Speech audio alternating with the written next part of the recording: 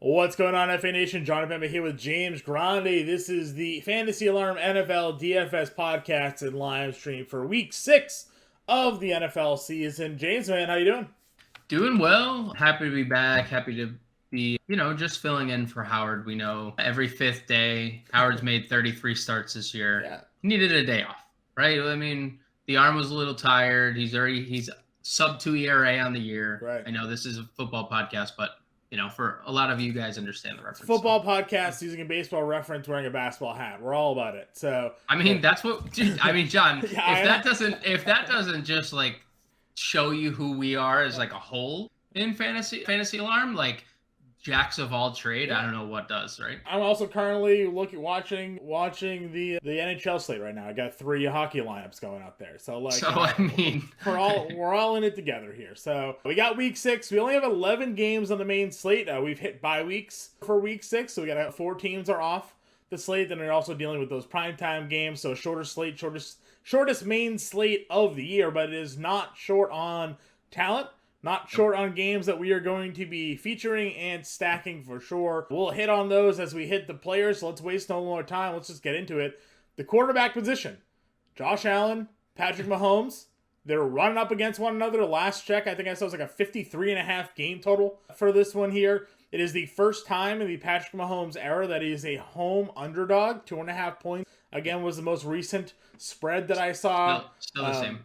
Mahomes last game against the Raiders went out there, threw 4 touchdowns, had 30 fantasy points. Josh Allen broke the slate last week against Pittsburgh. He had like 300 yards on 9 completions because he threw a 98-yard touchdown pass. He threw a 60-yard touchdown pass. He finished with 39 fantasy points, 420 passing yards, and 4 scores. He's got 2 400-yard passing games in the last 3. These guys are expensive. The players you want to stack with them are expensive, but they're the top 2 quarterbacks on the slate. Obviously no disrespect to Lamar Jackson and what he can do, but in terms of pricing game stack wise, these are the guys that I think most, and we'll get to this obviously as we move down the DraftKings board. FanDuel is a little bit different. Most I think would be looking to spend up for.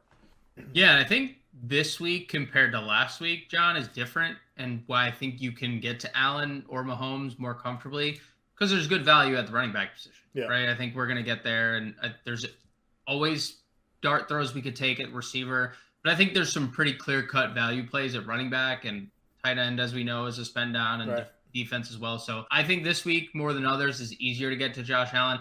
I will say this.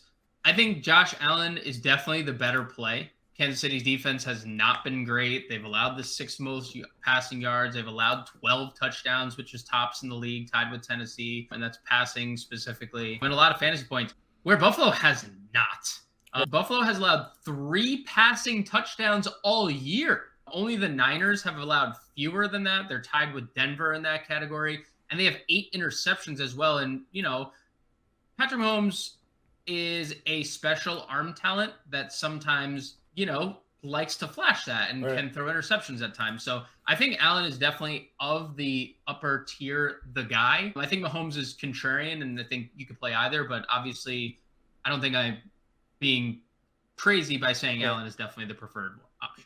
Yeah, no, I agree with you there for sure. And again, if you want to be a little bit different, you get Mahomes, because Mahomes and Kelsey is cheaper than Allen and Diggs. So, if you wanted to go there, you certainly can. Which brings me to the next game. Arizona-Seattle. Kyler Murray, $7,300 here. Obviously, you're getting a discount on Mahomes and Allen. This game has a 51-game total at the last that I saw. Kyler Murray coming off of not a Grande's greatest performance, but it was against a tough Philadelphia defense, so we're going to give him like a little bit of a pass. But you see 3 of the 4 games prior to that, over 20 fantasy, and now you're getting a ceiling game potential for him running up against a Seattle defense that is everybody has been scoring on, right? I mean, last week against the Saints, we saw the Saints offense put up over 30 points against them. We know the Lions put up over 40 points against Seattle here. Well, Taysom Hill put up 30 points. That's true. Taysom did the majority of the damage. Well, a lot of yardage were still put up by Kamara, and Olave had a touchdown, and then he left with the concussion there. So, there was potential for bigger days coming from them. Yes, Taysom had 4 total scores, but still, they couldn't stop him either. So, Kyler's in a really great spot. Hollywood Brown is priced up a little bit more, but Rondale Moore, I think, is kind of an interesting place. The snap share has been great for him. Again, we'll get to the wide receiver, but the snap share has been great. Last week finally got involved. We know that Ertz is there, and this is the last week without DeAndre Hopkins, so we'll see what happens. But it's more so the fact that James Conner's likely not going to play now. So, Benjamin's going to be the starting running back. That's not somebody that I envision them handing the ball off to 20 times. So I think a lot more is going to be put on Kyler in this matchup against a bad Seattle team. Them being on the road is mildly concerning for me, I think. Get him out of the dome. You get him in that Seattle, weathery, sometimes things that go up in Seattle during this time of year. But still, a lot of people are going to be looking at Kyler. If you're over on FanDuel, Geno Smith is also priced up over on FanDuel. He's in like the 7K range. The quarterback pricing up on FanDuel is a lot more expensive. Josh Allen, I think, is like over $9,000 over there. But again, you get a little bit more money to play with. But, you can kind of pick and choose where you want to go with this game. On DraftKings, Geno Smith is $5,700. Listen, I'm not intentionally skipping this mid-tier, but after Kyler Murray, if you want to go Joe Burrow, sure. If you want to go Tom Brady against Pittsburgh, who he's owned his entire career, sure. I'm not going to blame you for that. Just know that the chalk in this range is going to be Geno Smith to 5,700, and for good reason. He's the 5th highest scoring quarterback in fantasy this year. Right. They didn't move his price point barely. He's still under $6,000. He's $5,500 last week. He gave you 24 fantasy points. He gave you 34 in that game against Detroit, 22 against Atlanta. Really tough defense against San Francisco, shut them down. But Arizona's defense really isn't that great. He's at home. Lockett and Metcalf are playing out of their minds. I actually like Kenneth Walker as the running back now because Kenneth Walker actually can catch the football. Sherrod Penny wasn't a pass-catching running back. Yep. So it just adds another level to that offense for Geno. So, for me, it's like you're spending up an Allen, Mahomes, Kyler, or you're playing Geno. Not to dismiss the other quarterbacks in this range, but I mean, if you're making a core one lineup, those are the 4 you got to build around. If you're doing multiple lineups, a 20 max, a multi-entry GPP, whatever, 3 max, maybe you take a stab on a Brady or a Burrow or a Cousins even against Miami. But if you're making one lineup this week or you're playing cash games, you need one of those 4 as your quarterback. Yeah, I mean, I was going to say, in cash games, no surprise, Allen, Murray, Geno are the 3 highest projected owned quarterbacks as of Thursday, right? No, nothing egregious, but expected to be quite a bigger number than what I think it's being projected at currently. Right. I actually love Kirk Cousins as a contrarian play. I'm happy you mentioned him. Yeah. Miami giving up a lot of passing yards, 5th most in the league currently, 1428, almost 300 a game. So 8 touchdowns. They only forced 1 turnover. They've been beaten by rushing quarterbacks. They faced Lamar. So that's obviously why they've allowed so many fantasy points. They've allowed 3rd most fantasy points to opposing quarterbacks. Yeah, 400 yards allowed to Josh Allen, and then Lamar Jackson ran and threw all over them. So right. So kind of skewed. But also, Kirk Cousins looked better in the Kevin O'Connell offense. He just does. Yeah. And if you look at the pass attempts for Minnesota, even on a day that Dalvin Cook scores twice, right? 41 attempts against Chicago, 38 against New Orleans, 41 Detroit, 46 Philly, 32 Green Bay. Minnesota wants to throw. That's what Kevin O'Connell wants to do. We're going to get a 3-touchdown game eventually, and I think this could be one of them. I like Cousins as my contrarian play because you're right. Those 4 guys are the 4, and nothing under Geno is appealing at all. But Kirk Cousins, $6,000, I think is quite interesting. Yeah, I said that if Bridgewater was going to be activated, but it doesn't seem like that's going to be the case. Which again, he did practice. Yeah, he was humbled. So maybe he works his way through concussion protocol despite never actually suffering a concussion. Right. I would have some. It's the spotter. Yeah, that's the new thing. The spotter saw him stumble, which immediately ruled him out. But I don't know from that point, what is the protocol now, right? It's he's not concussed, but because the spotter saw him, now he has to stay out a certain amount of time. Yeah. So if he finds his way active, I have a little interest there just because of the receivers, right? Tyreek Hill and Jalen Waddle can do all the work, and Teddy Bridgewater can throw 5-yard dump-offs and get points. So yeah, they've allowed a lot of yards this year themselves. Yep. And we know Tyreek, like you said, Tyreek just needs the ball, get him on a slant, he's 75 to the house. So. Yep, pretty much. Running back position here. At the top, there's a lot of guys, McCaffrey, Chubb, maybe we get Taylor back, Saquon Barkley against Baltimore. Aaron Jones is separating himself from A.J. Dillon in terms of snap share lately. That's your top grouping. I don't really love a lot of these top guys. Again, McCaffrey gets Walker as his quarterback now. Maybe that sparks that team a little bit with the coaches firing. Nick Chubb, Nick Chubb's been the best running back in football this year, basically. Maybe outside of Saquon Barkley. But Bill Belichick's one thing is generally he takes away what you do the best. So is he going to throw 12 guys in the box at Chubb and make Brissett beat him on the outside? Yeah. That it feels like there could be some risk there. Taylor coming back from his injury at 8K, and then like I said, Barkley there. It's I don't know. I don't really love a lot of those top guys. Is there anybody for you that you're looking at and you're I like this guy here as a 7K and above running back, we'll say? Yeah, I think Chubb is very contrarian. I think that's something that, if you're interested in, I do have interest. Again, 5% projection for a guy who has had 4 100-yard games, and in the one game where he doesn't, John, 3 touchdowns. So, yes, Kareem Hunt, takes him off the field in the red zone. It doesn't, at times, it doesn't matter right now. Right. He has 7 touchdowns in 4 games. So I looked into that too, by the way. You're calling on Kareem Hunt, and he comes in on the red zone.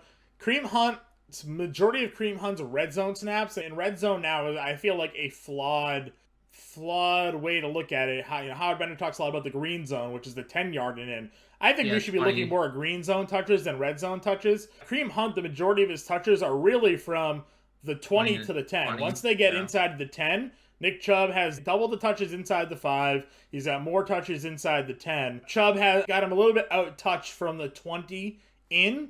But again, unlikely to score from the 20. Right. I just did a little bit deep because I was seeing a lot of narratives on Twitter lately about Nick Chubb, Kareem Hunt, and the value of the players. And I like Kareem Hunt. I think he's always a very good alt play to Nick Chubb because like we saw in week 1, Nick Chubb has 22 for 141, but he doesn't score. Kareem Hunt had 2 touchdowns in that game. So this isn't the spot, again, in my opinion, but if, other weeks, I'm okay with going. Kareem Hunt found the end zone last week too. So, he's not bad. I like Leonard Fournette against Pittsburgh here. I'd probably like John Taylor more than you, by the way.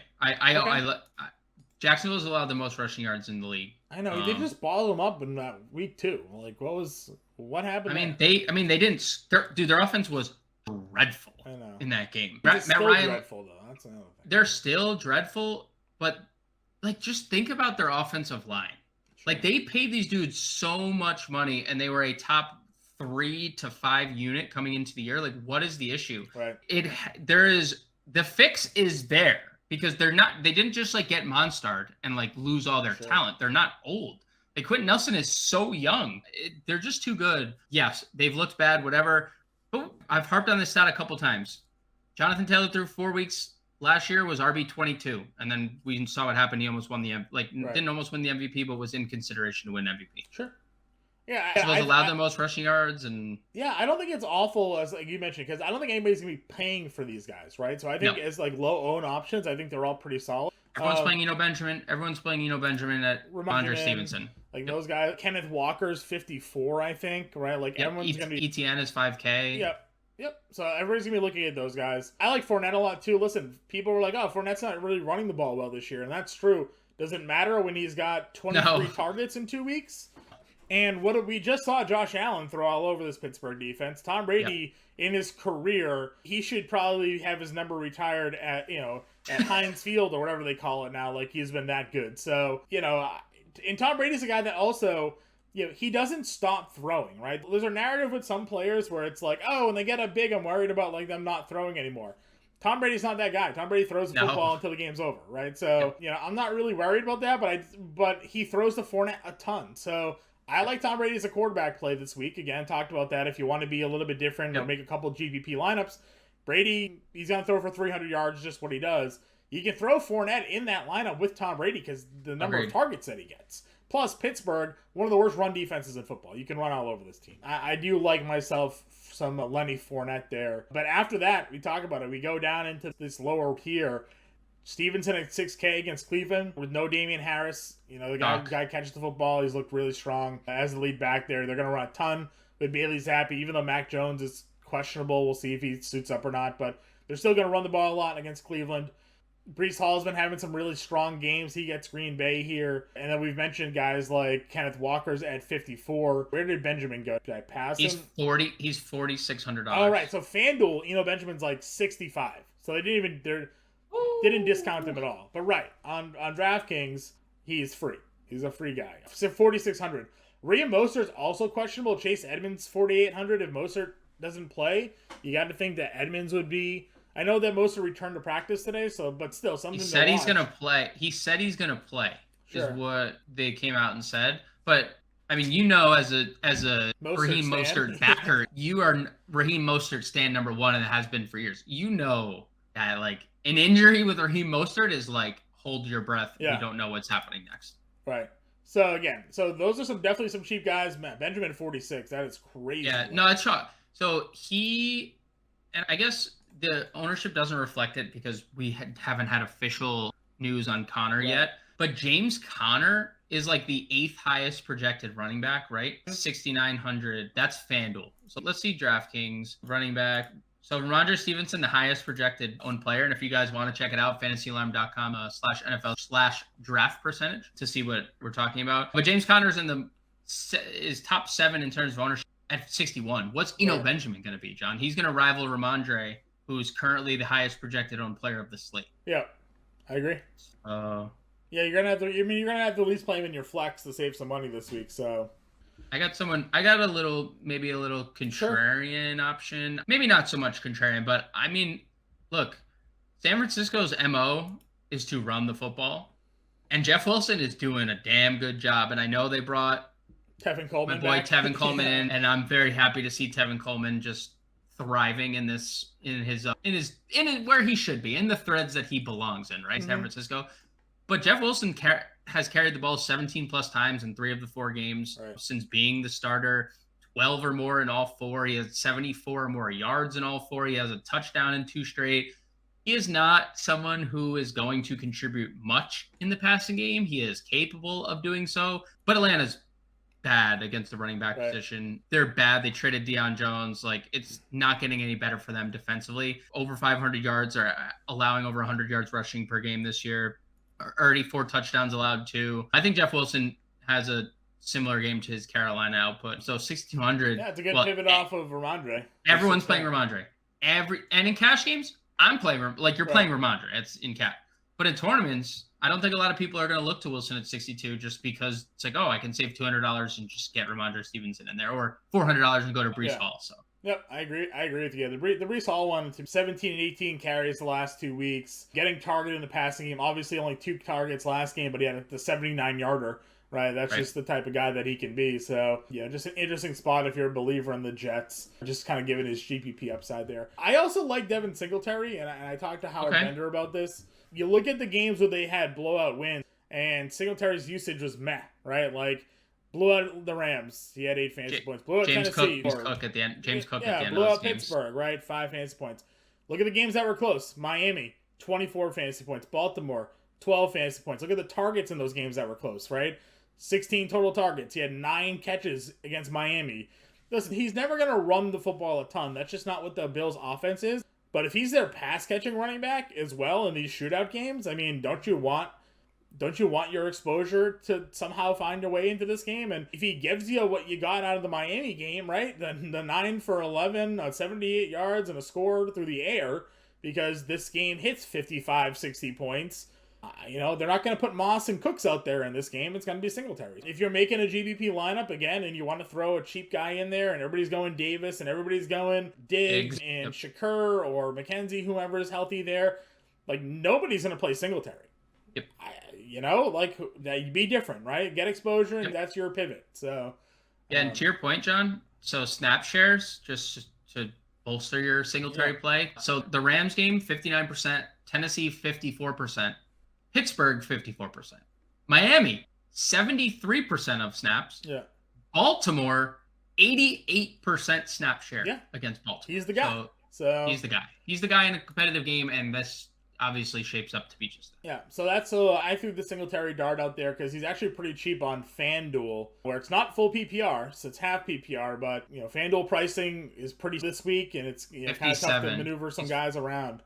$5,700. Same price as Matt Breida. That's what I'm saying. $5,700 is basically a min-price running back on FanDuel. So, I really like that for FanDuel players. DraftKings, again, in the mid-tier, if you're making multiple lineups, your game stack, and, you got to get them in there. You're a big correlation guy, James. Dude. Correlation won the Millie Maker 2 weeks ago when you were playing the Lions-Seahawks game. So Six members of that game. Yeah. 6 members. If you play 6 members of this game, Devin Singletary is the lowest of the whole bunch.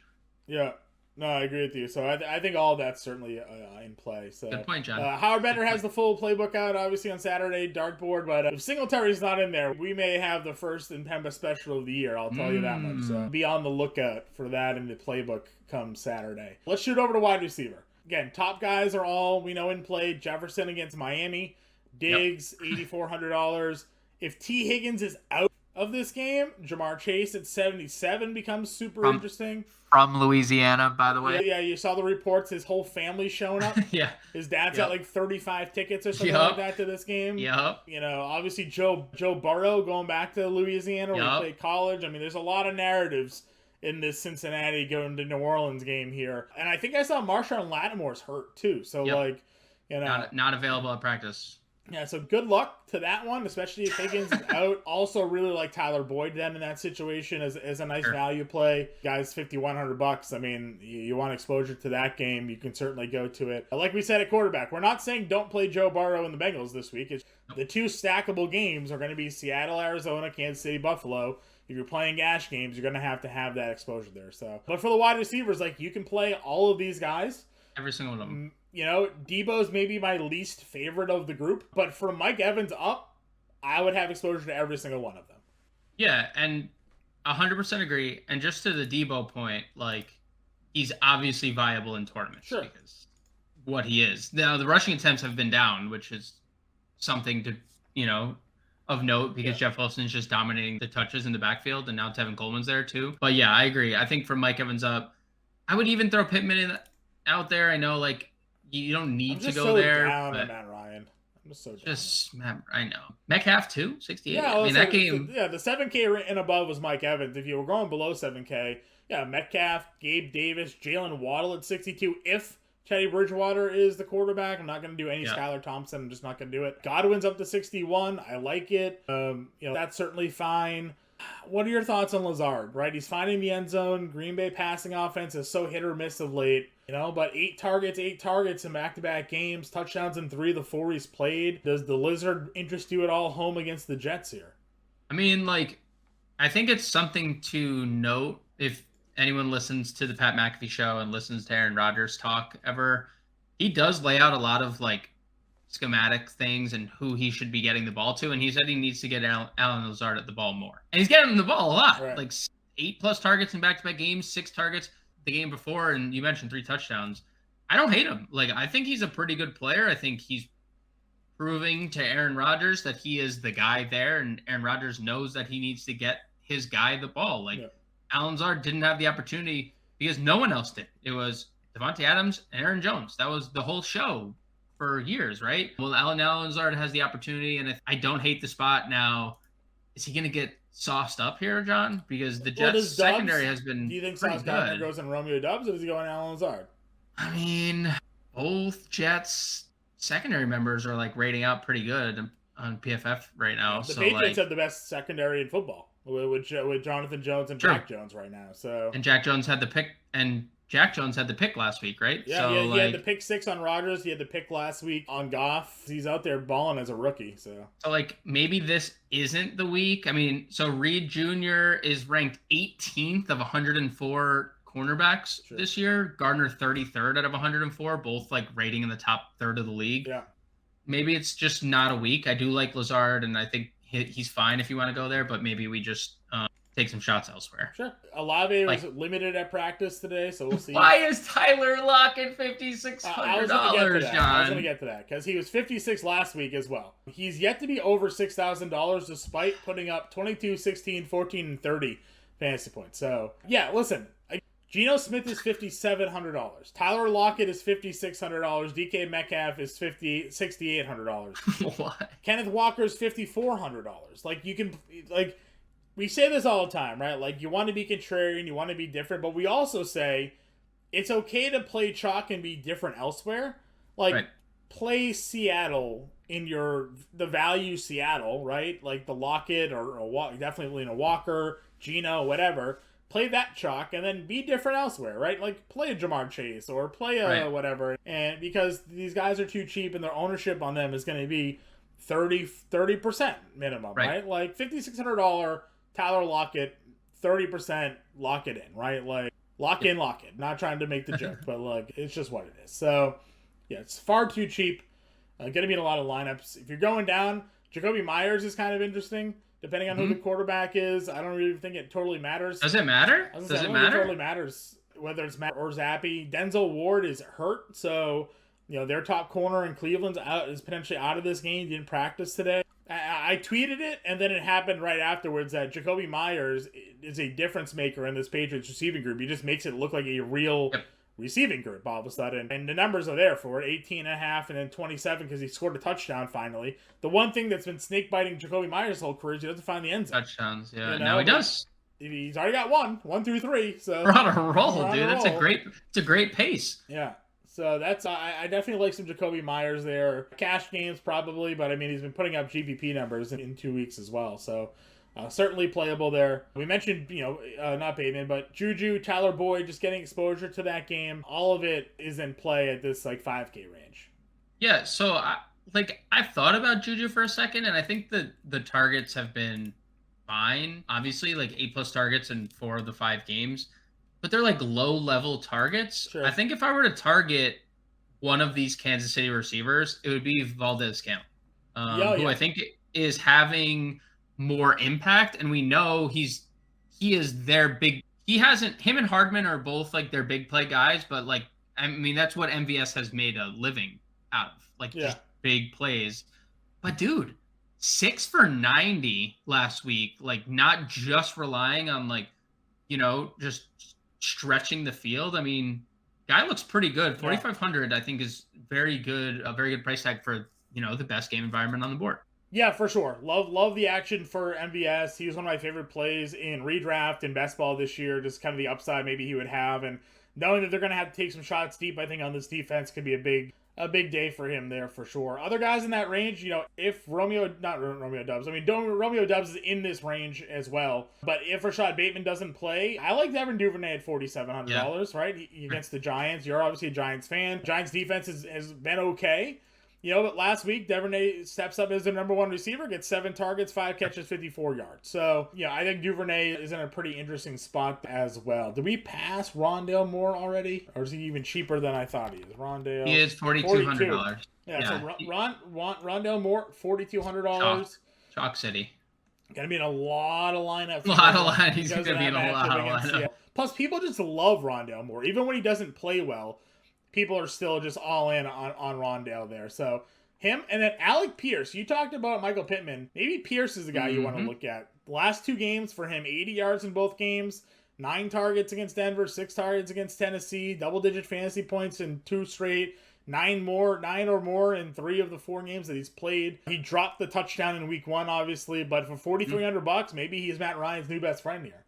Yeah, I mean, I'm trying to think. I was trying to think about what the correlation was, and last week was obviously no John Taylor, and then losing Nyheim Hines, I think, played a huge role in this. I think Pierce's usage is going to be very game script dependent, and in 2 scenarios where they are trailing, or in the Denver case, cannot get anything going anywhere. Yeah, he was the guy, and I think he's fine. But I feel like at this price point, I think MVS has more upside. I think even I don't want to say Randall Cobb, but Randall Cobb, if he's gonna get 13 targets, that's such a dart throw. But regardless, Randall Moore 4,200. I think I usually plug in, but it is contrarian pivot away from Moore because nobody's gonna play Pierce at 40. Yeah, if we're going under 4K, I mean, listen, Michael Thomas didn't practice, Olave limited, Landry didn't practice.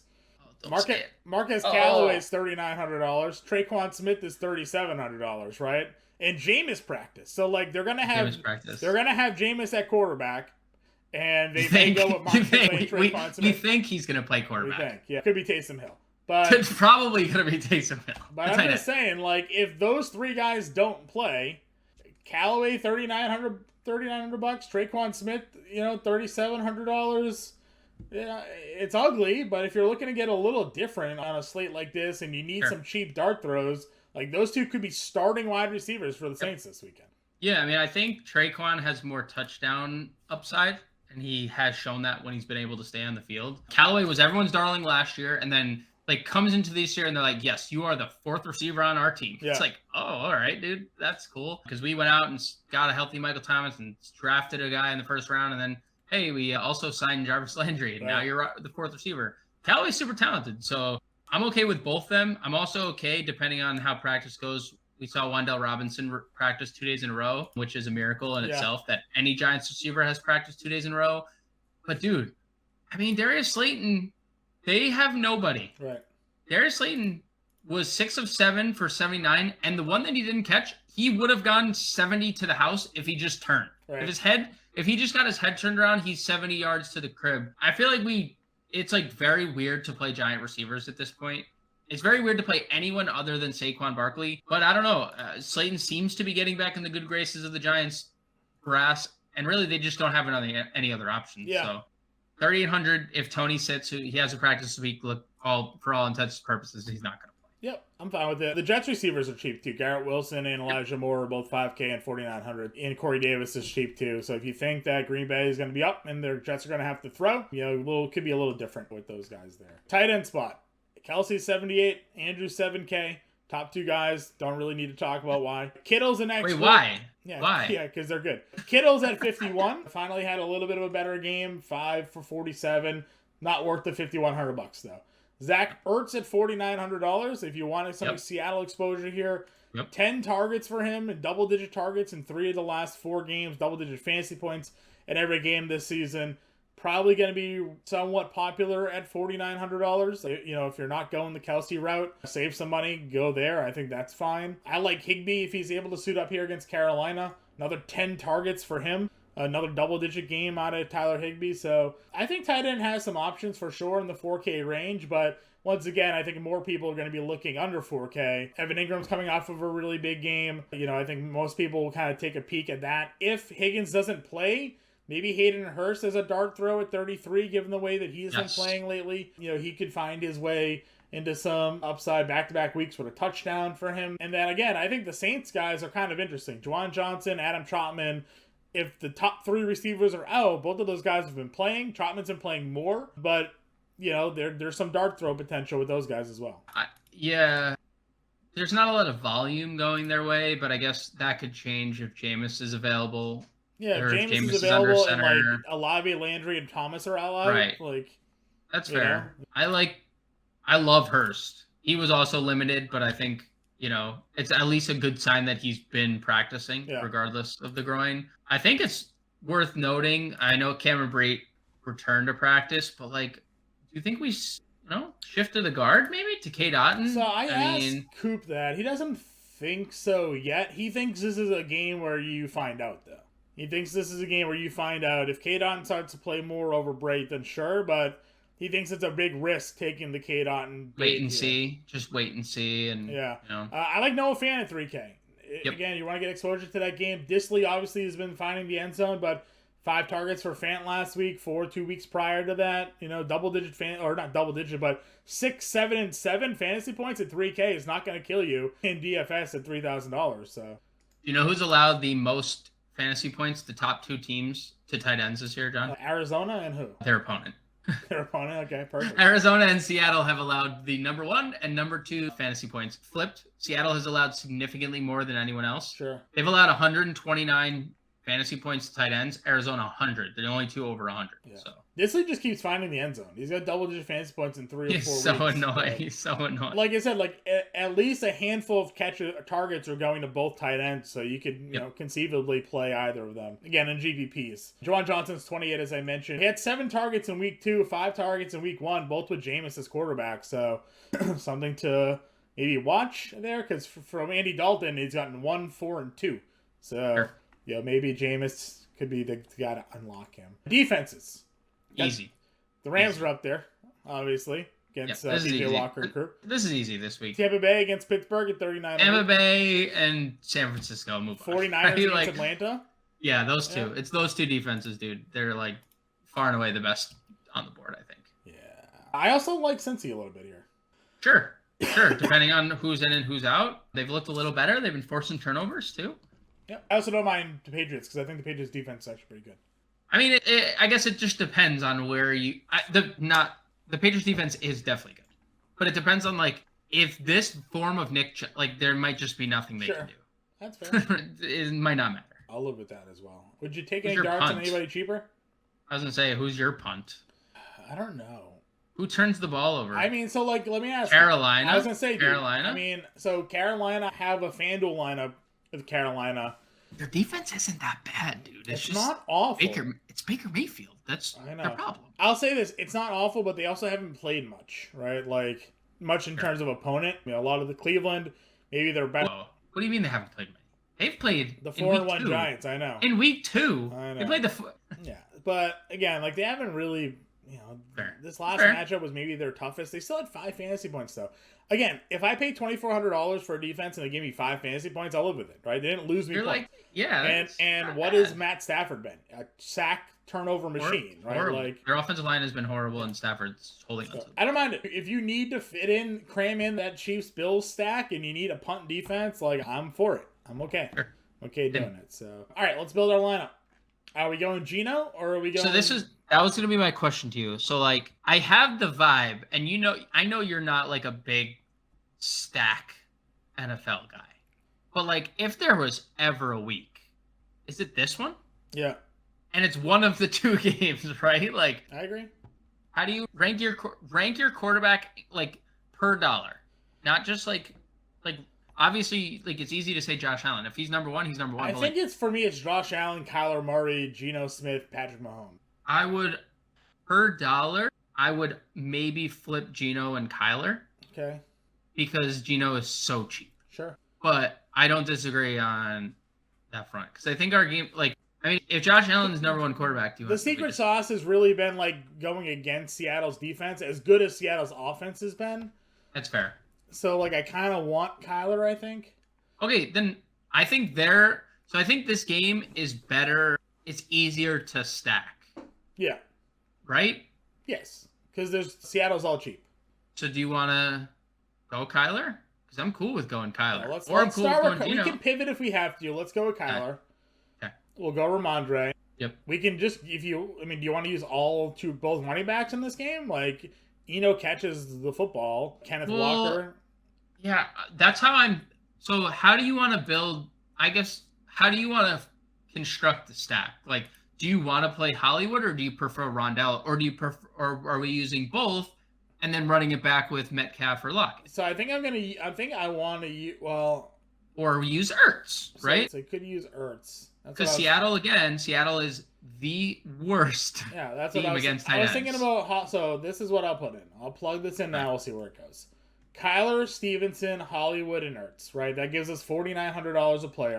We know that we want to play a defense. Are we spending up on defense, or are we going to go with the Panthers? Are we going to punt? Well, if we go like San Francisco or Tampa, we have $5,200. Okay, I like San Francisco. That's fine. So do I. I think San Francisco's defense is... So $5,200 a player is there. Tyler Lockett we'll throw in. Yeah, Lockett. He's the most...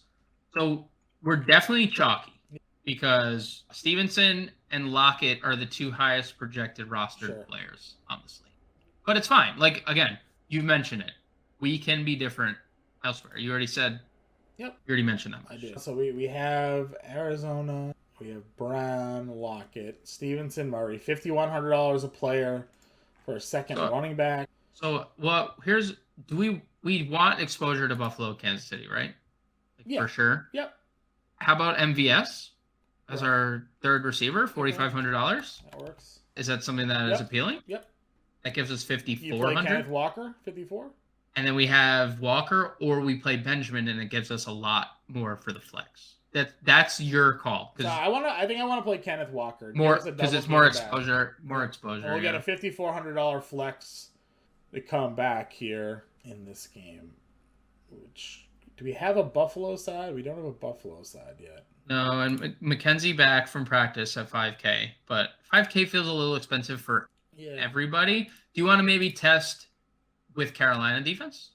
I say Carolina defense, flex is 67. That gives us a lot of That gives us Gabe Davis at 65. We're in. Okay. All right, so that's what we're doing. We got Kyler Murray, Ramondre Stevenson, Kenneth Walker, Hollywood Brown, Tyler Lockett, Valdez Scantling, Ertz, Gabe Davis, Panthers. We have literally a full-on Kansas City, Buffalo, Seattle, Arizona with Ramondre Stevenson and the Panthers. And a 1% Panthers defense. And a 1% Panthers defense. Yep. That's what we're doing. Chalk City, bitch. We're out there. So I like it. All right. That's what we're at. If you have any questions, get us in Discord, get us on Twitter. James and I will also be on the Sunday live stream this week on Better Sports Network, 9 to 11. So be sure to check that out as well.